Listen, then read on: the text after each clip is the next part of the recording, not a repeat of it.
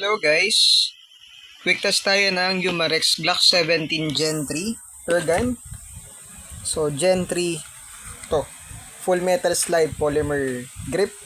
So ito yung bala niya, metal BBs 4.5mm and powered by CO2 couplet. So loaded na to with 5 pieces BBs, steel BBs. So test fire natin sa labas. Okay, testing. Umarex Glock 17 Gen 3 airgun dito sa lata. Firing tayo.